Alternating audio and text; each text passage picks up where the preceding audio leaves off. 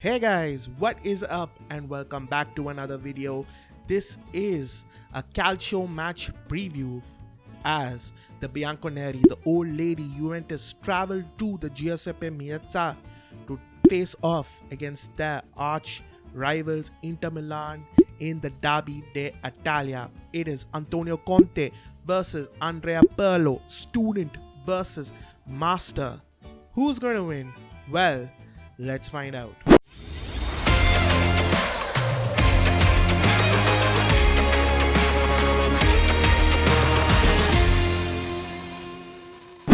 So for this match preview, I've enlisted the help of Fateh and Dhananjay from the official Inter fan group of India and the official Juventus fan group of India respectively.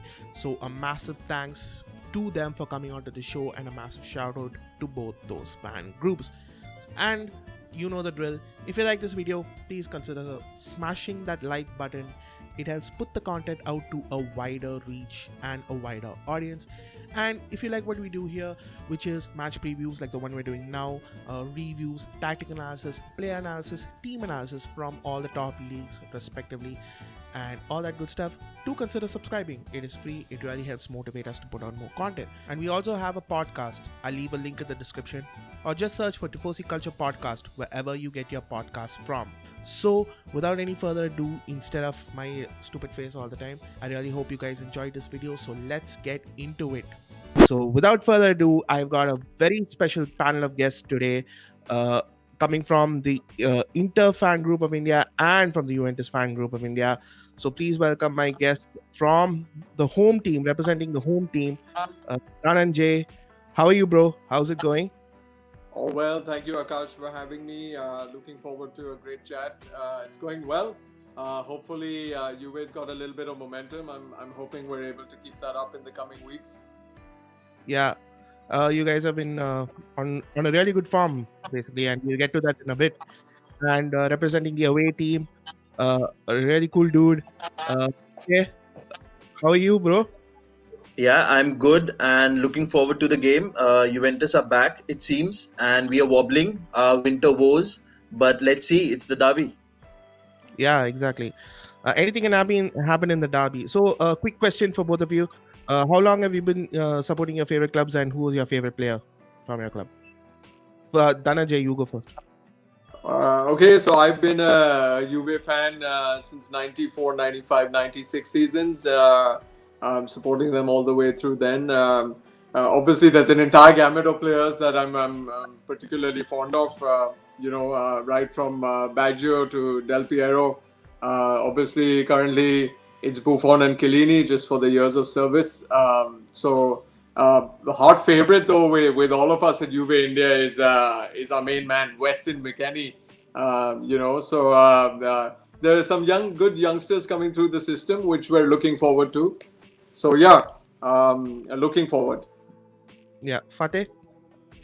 I think became a fan around 99, 2000. Those were dark days for Inter. We had Juventino Marcello Lippi as our coach, Yeah, and things haven't changed. Now we have Antonio Conte, but we had great players. I think those were the best days to be a Serie A fan. There was so much talent in the league, and you look at league now and you're like, it's really not the same. But at the same time, yeah, it's I think been 22 years since I've been an Inter fan, and currently I don't think I have a favorite. But if I was to pick one player, it would be Nicola Barella. oh, nice, good. So, yeah, let's start off. Coming to your form, you guys have been in a really good form. You are currently fourth in the table, but you have a game in hand ahead of your opponents, and you beaten their rivals in Milan. So, how confident are you going into this game, Dhananjay? Akash, it's really the form book goes out of the window every time it's a derby or it's a traditionally big historic game. We don't really count on table form at that point in time. Having said that, though, what's more important is really Pirlo's vision is kind of beginning to gain some kind of structure, and I think he needed that time. We didn't really have much of a preseason. We ringed in quite a few changes in terms of personnel going in and coming out, and I think slowly but surely, Pirlo's Juve is beginning to take shape. And I think that's really what all of us are looking forward to. Even over the Copa game with Genoa, Genoa came from 2-love down, but all Yeah. of us internally we felt that Juve had quite a bit of flow in the game.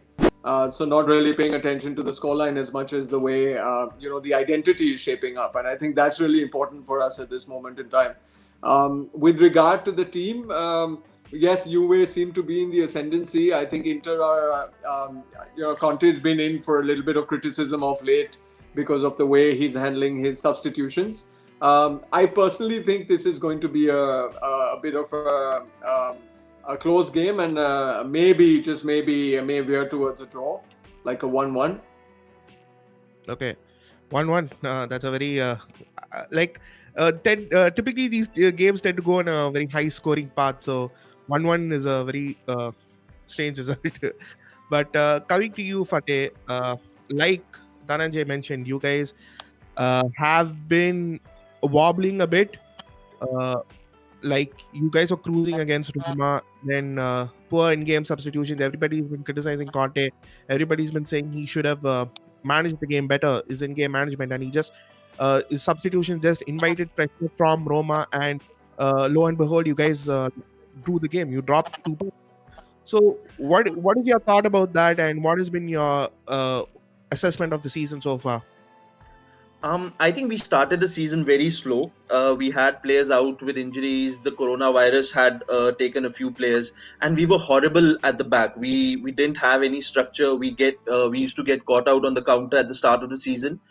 After the Milan defeat, I think we've slowly fixed the defense. I mean, I wouldn't say it's still perfect, but we are conceding fewer chances. It is worrying that Handanovic is not saving goals. But we almost, as Inter fans, we've almost gotten used to him pulling out these super saves every game to keep us in the match. And it's just not happening anymore. I think he's 38 years old.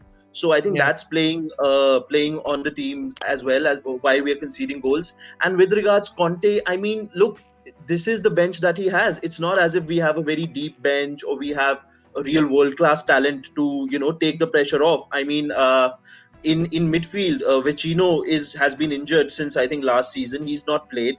Nainggolan has been shipped out. He didn't seem to be interested in playing for Inter. Eriksen yeah, has not worked out, so we don't really have options. And in a way, I almost understand Conte. I mean, inevitably he had to make changes, and inevitably, I think, as he said, like Hakimi, he said, Hakimi was not defending. He was tired. I mean, I don't really want to blame Conte. I mean, I think it is the bench that's not very deep. And yes, we did invite pressure against Roma, but it is what it is. I mean, I don't think it's an easy game away at the Olympico, and a draw, I think we'll take the draw. But with regards to the form, yes, I think we did have 8 wins. But even if you look at those wins, we've been conceding goals almost every game. I mean, it's never been a comfortable win. So I think yeah. it's still a work in progress. And with all the ownership problems that we currently have, I mean, it's not the best time to be going into the derby. But as Dhananjay said, even I expect a draw. And I'd take a draw. I mean, I wouldn't be too fussed if we lose, because I think Juventus are right back on track and they know how to get the job done. Yeah, Juventus are on the right track, and they have a big game player, must be said, and we'll get to him in a bit. So, Dhananjay, now to you. You guys have a couple of key players doubtful for this game, like Weston McKennie and also Chiesa. How will that impact your form in the game? Honestly, Akash, I think Pirlo is he's one of those system-based coaches. So it's never really, the identity really comes from the collective. It's not really contingent on a particular player being in form or a particular player being available. Though I do feel personally, I think McKennie just has really unique characteristics in terms of how he helps transition both in attack and in defense. He always gives you a man's advantage. Very dynamic player. He's a lot like a younger Vidal, and I think from that perspective, I'd really like him around for a game like this.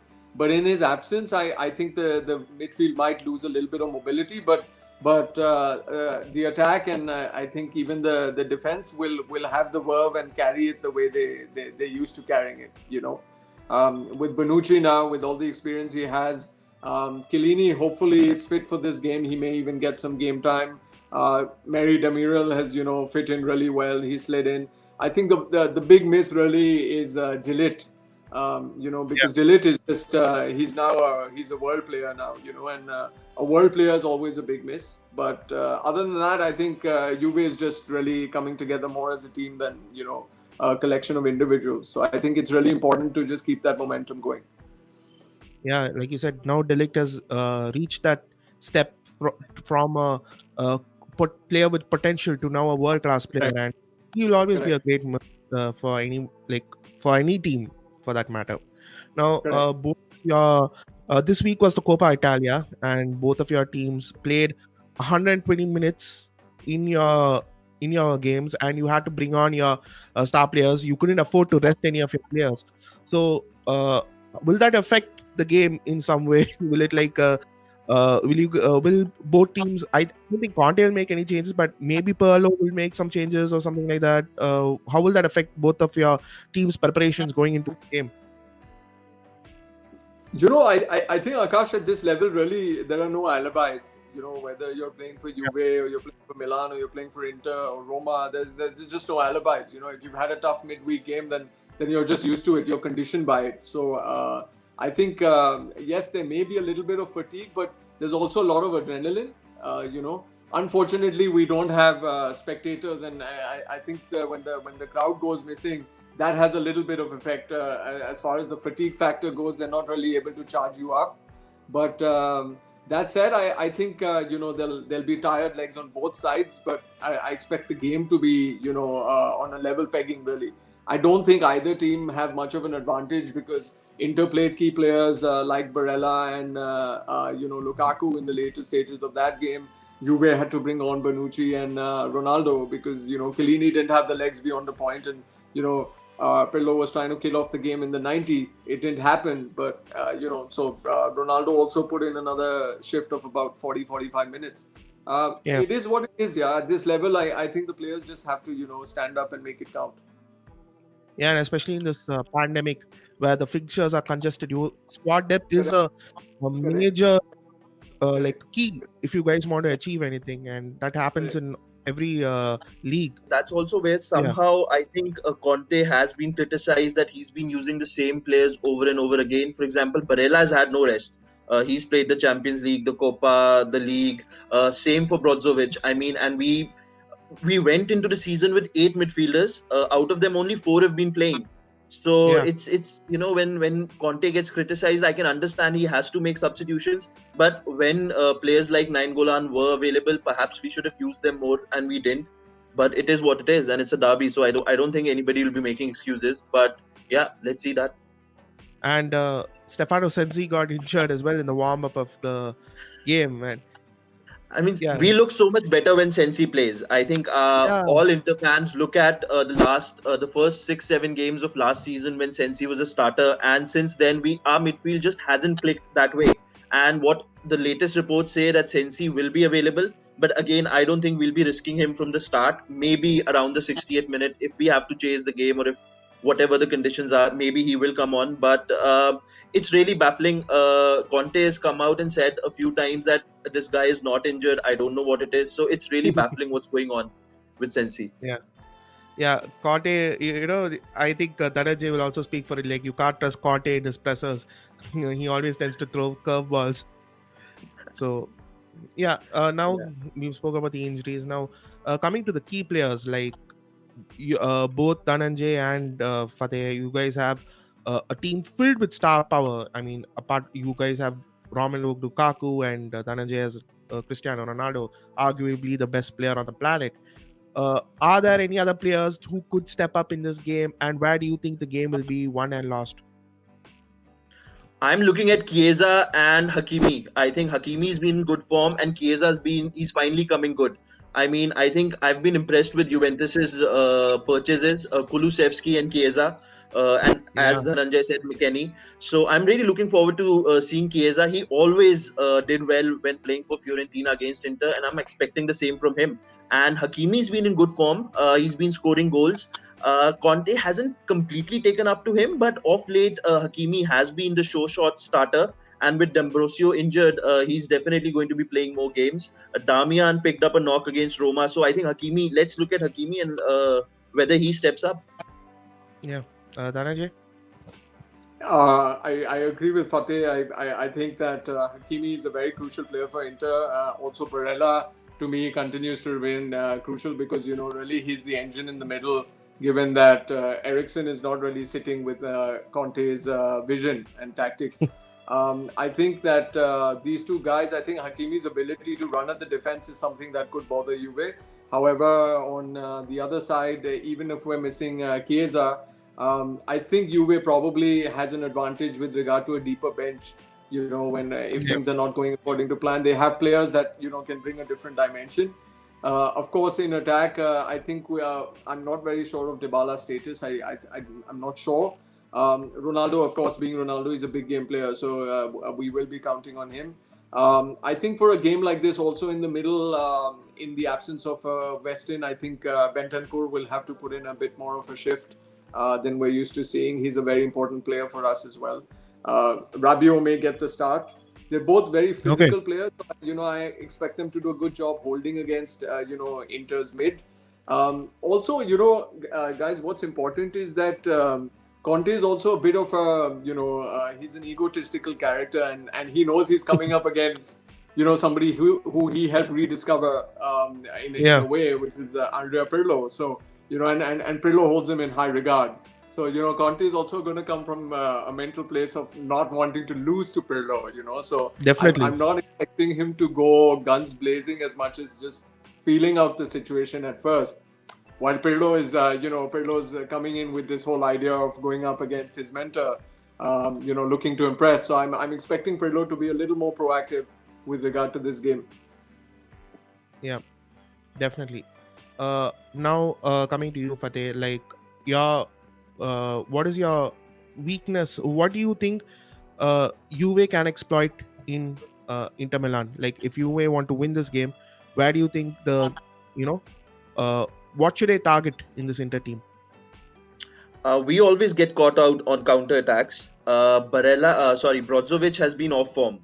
He's Brozovic was so important last season when we were ticking, especially during the start of the season. And this season, it's just not felt the same with him.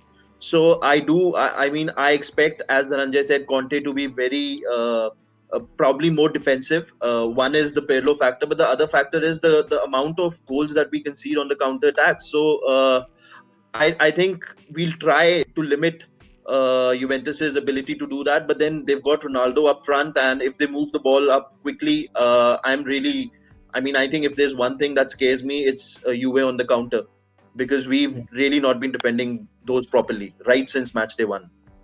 Yeah, and Juve have a lot of pace. But yeah, Dhananjay, where do you think, like, if Inter want to win the game, what path can they exploit for this in this Juve team?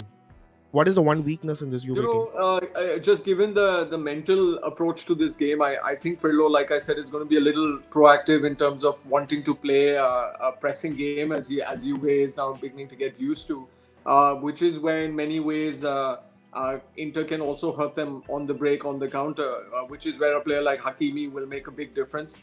Obviously, I think Lukaku is a player that Conte had in mind from the get-go. He's a player he's helped me discover again from his time at United. So Lukaku is somebody definitely worth looking out for. I'm not sure what Vidal's status in this game is going to be. He may come in with that little bit of a point to prove, because he did offer himself to Juve before the Inter deal went through.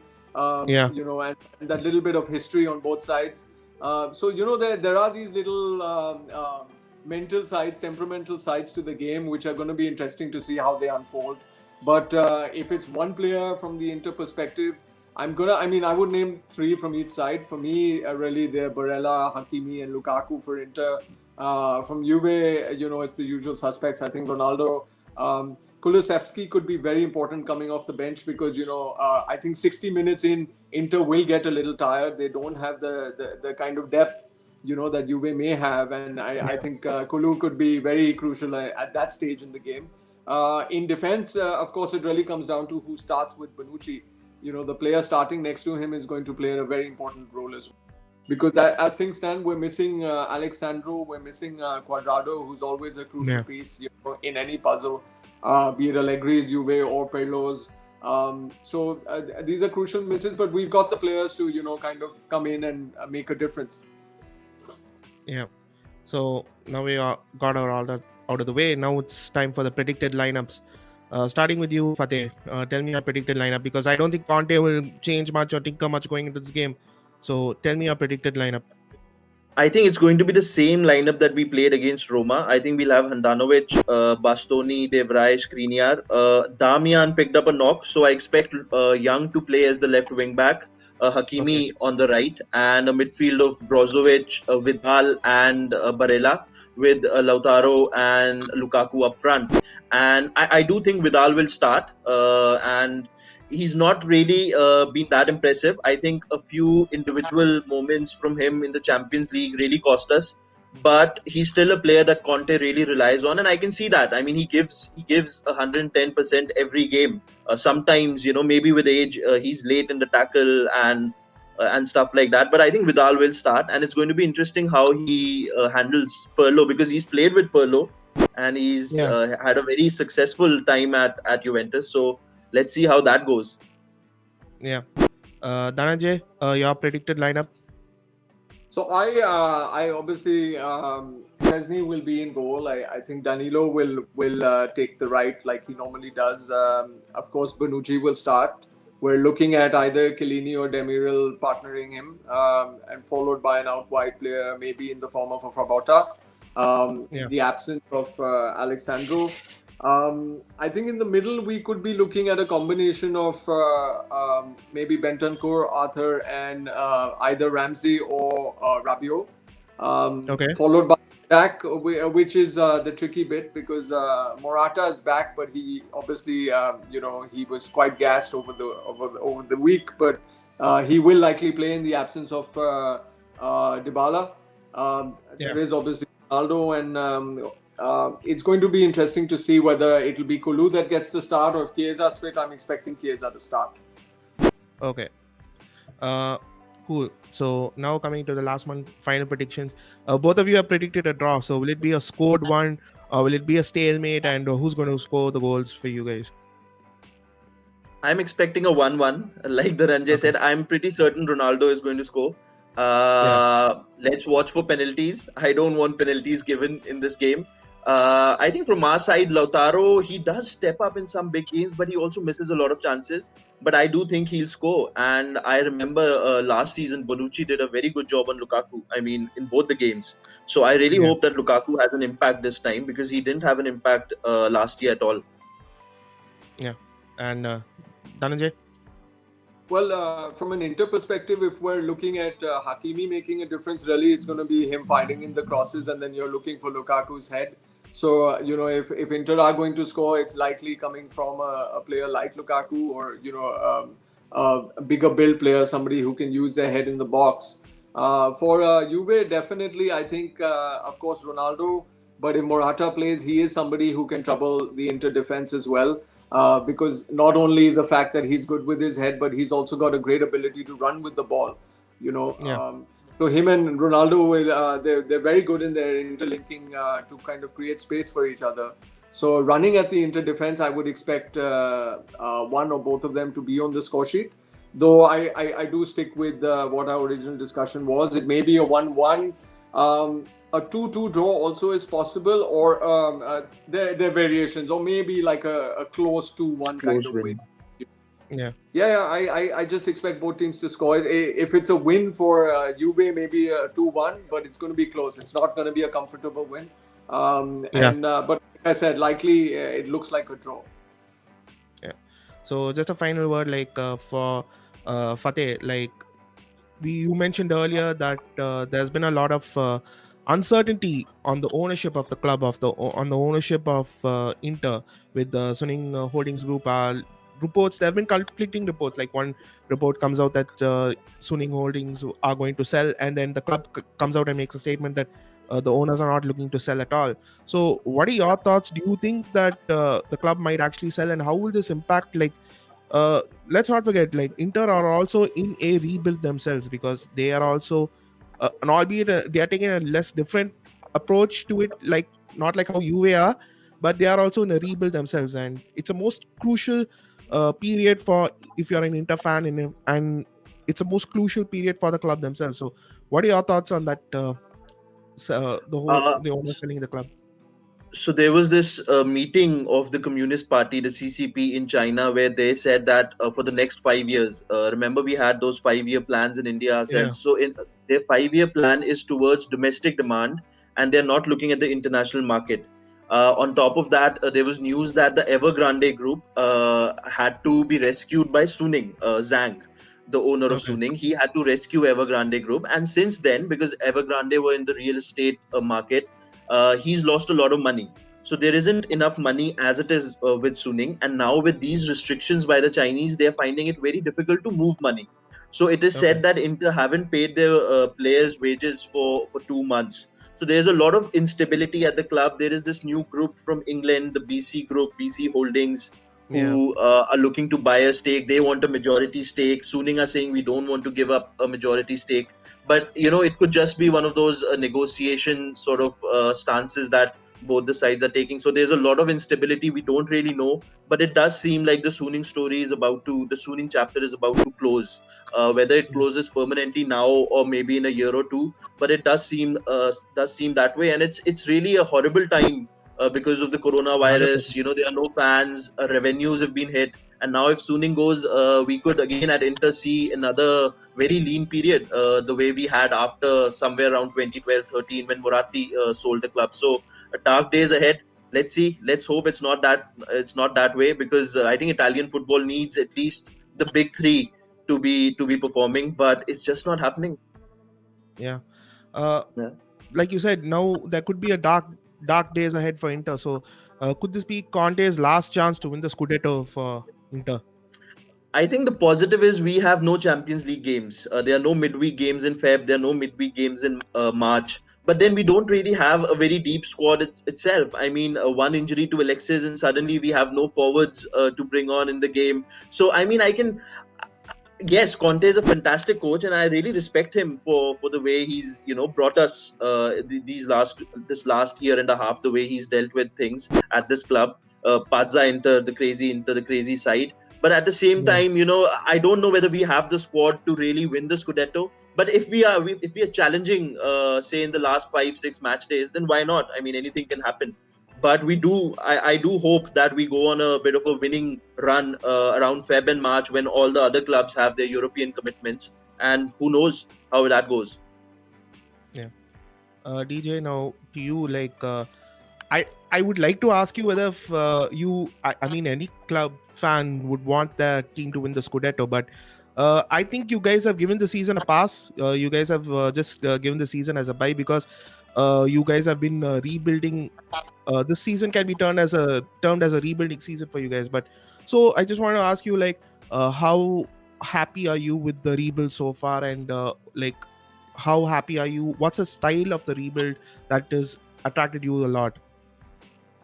Akash, it's a very fair question, and actually, it's actually a double-sided sword in many ways, because we're on course for the 10th.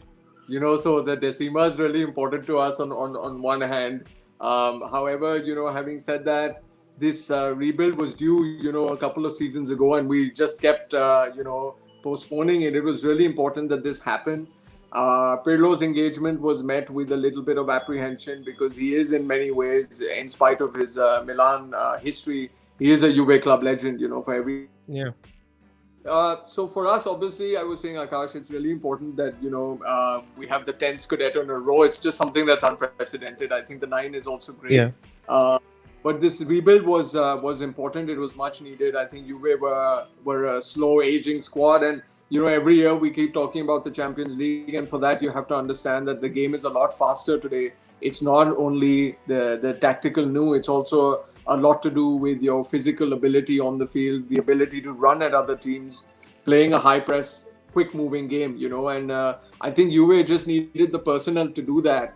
Unfortunately or fortunately, at the time that we bought Ronaldo, it was more from a brand perspective.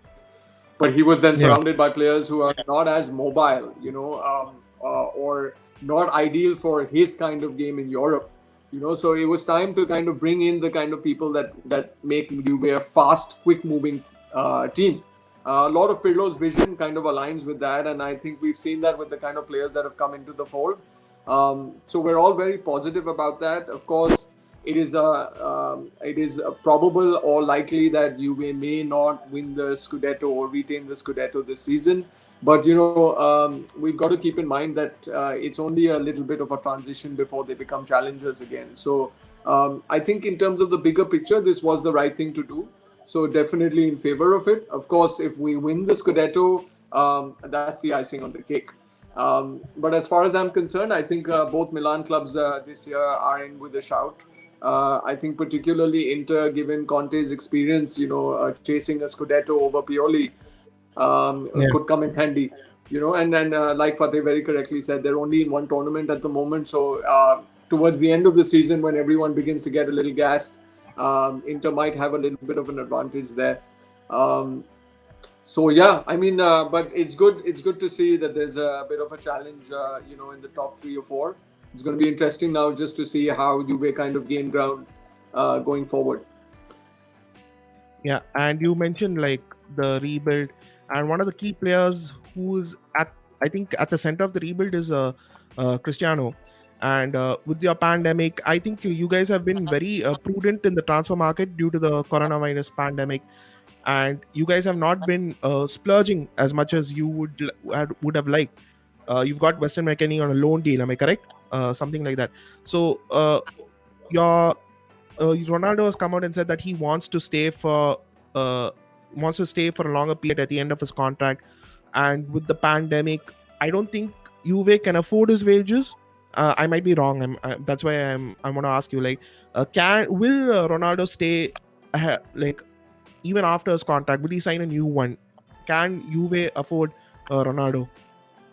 Again, Akash, this question has a lot of variables attached to it, because the thing is, the objective with which Ronaldo was brought was not really necessarily to, certain objectives on the field as much as it was Juve having changed Brand, logo. yeah. They want to, reach out to more aspirational new markets that go beyond Europe, specifically Southeast Asia. And Ronaldo has immense appeal there. Obviously, you can see that shift as far as the brand goes. However, he comes at a certain price. Juve's wage structure is actually very disciplined. It's not a move where somebody is going to give them money and then they can afford to pay Ronaldo. So, of course, Juve is going to have somewhat of a say in whether they want to continue the relationship or not. Yeah. On the field, I think the team would do well and be as compact without Ronaldo. It's just that at the moment, he's a key aspect from a leadership perspective. So would I personally like him to continue? Most definitely yes, because he still has the legs. However, of course, there are pros and cons to this conversation. And I think, but as things stand, I think he's delivering and credit where it's due. So I hope the relationship continues because it might serve both parties really well. Yeah. And a final question to Fateh. There has been I think you know what I'm going to talk about it, which is like your major signing last season, which was Christian Eriksen. In the Coppa Italia, Conte has said that Conte has played him in a more of a defensive role, like a regista kind of role. So I just wanted to get your thoughts on that and whether this is his position to own now going forward. So I think we bought him in the January transfer market last year, the winter market, and at that stage we expected that to be the signing that could win us the league title last year. Yeah. And okay, there was the alibi of the coronavirus stopping the league, and perhaps he wasn't suited to the league. It was going to take time, but I think this year all alibis have gone out of the window. He just doesn't fit Conte's system, and I think a lot of people now believe that Eriksen probably doesn't fit modern football because he is a CM. He should be played as a CM. He's not a regista. Against Fiorentina, he ran a lot. There's a lot of it's not as if he doesn't run or the physical aspects aren't there, but but perhaps he doesn't press the manner in which Yeah. Conte wants. I mean, we have Vidal and Brozovic and Barella who they play a constant pressing game for 90 minutes. And I think it's now been a year. Even under Jose Mourinho, Eriksen wasn't starting. If you Yeah. look at Pochettino too, even he had dropped him, and now it's being said that Pochettino is looking at Dele Alli, but he doesn't want Yeah. Eriksen. So Yeah. maybe the modern game has just left Eriksen and players of that ilk behind, where they're not really willing to get dirty. I mean, he does run, but it's the final tackle. He doesn't really like tackling, and it just doesn't fit Conte. So I mean, I wish it had gone in a different manner, but it's January now. It's been a year. He's hardly started. Yeah. And there are not even any buyers for him. I mean, that's the most amazing part. Nobody wants him, and the kind of clubs that he's being linked with, West Ham, etc. It seems like his career, I think, at a top club might be over. And I think Yeah. it's more a case of the game having left him behind rather than him not having talent. Yeah. Definitely. But also Fateh, to your point, I think we should keep in mind that players like Eriksen may also be similar to like a Papu Gomez. They come from a certain system. Like at Spurs, he was playing in this system, and you take him out of that, and then Conte is another system coach. So it's probably where the struggle is happening for him, because he's not absolutely. And at that stage, a lot of people said that this is not a Conte signing. This is not a Conte play. Conte didn't want him. Marotta wanted him. Correct. So I mean, there could be some power struggle going on there. Yeah, because it was a typical Marotta move, really. A European opportunity. He will always sign. He will always make that sign. happen. Yeah. So I think there's a lot of factors here, and but I do hope that Eriksen goes to some other team, maybe Bayern, maybe somebody we could get a swap deal. There was a rumor, I think, in December about Tolisso coming this way and Eriksen going that way, but so far nothing, no interest. Let's wait for the last week of Jan. Yeah. Right. So yeah, I think we've covered everything. So thank you so much, Fateh, and thank you so much, DJ, for coming on to the show. It's been a real pleasure for having you guys. Thank you so much for coming on and in such short notice. So DJ, where can the people find you on social media if you want to like give out your social media credentials or something like that? Well, we're live on Insta on Juve India, so look out for that, guys. I normally represent Juve India, and there's a couple of us that normally represent Juve India on a chat show or whatever. So look out for us on Insta. We're also on Facebook and Twitter. I'll definitely, Akash, share the handle with you, so you can put that up whenever. Definitely. And Fateh, for you? It's the same. I think my name, Fateh Sahota, on Instagram, and it's the same on Twitter. And like DJ, I've been on a few chat shows here and there on TV representing Inter. And so you can find me on FC Inter, their page on Insta as well. And I'll share my details with you too. Yeah. So thank you so much, guys, for tuning in. If you like this video, please make sure to smash that like button. Comment down below your score predictions and who do you think is going to win the game. And do subscribe if you like this content. So for now, this is me, Achar, along with DJ and Fateh signing out. Peace. Take care, guys. Ciao. Bye. Ciao.